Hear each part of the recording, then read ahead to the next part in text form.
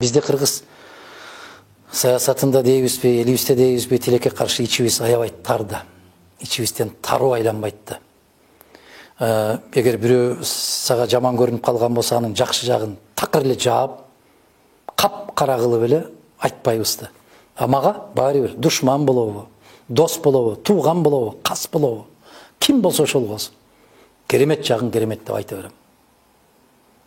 Менин эң жакын кучакташкан досум болсо дагы, терс жагын терс деп айта берем. Ошон үчүн айтат жалгызсыз деп. Мен жалгыз эмесмин. Менде миңдеген, каалайсызбы, 100 миңдеген тарапкерлер бар. Абдан туура айттыңыз. Көптөгөн мен студенттерге жолугушам, ошолор айтат, сиз бизге үлгүсүз деп. Биз да ушундай болгубуз келет. Ишенесизби, бул чындыкты айтсам, туугандан да достон да алыстайсың дейт. Бирок жараткан Аллахка жакындайсың дейт. Акыретін ойлогон инсан үчүн жалгыз Аллахтын өзү жетиштүү дейт.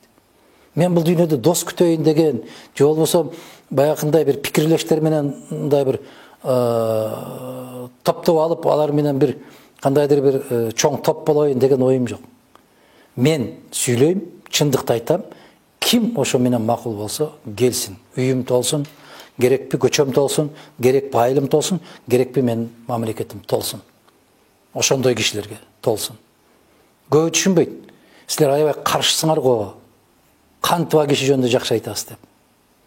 Биз каршылашабыз эмнеден? Мыйзамдан.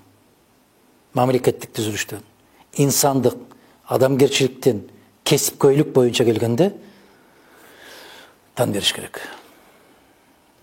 Эң байыркы Римдеки Цицерон деген керемет сенатор, керемет оратор, ошо киши айтканда, дүйнөдөгү эң баатыр адам өзүн өзү жеңген адам деп.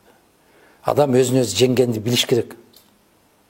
Кантип өзүңдүн ичиңде кичинекей бир момундай бир курт бар, эго деген.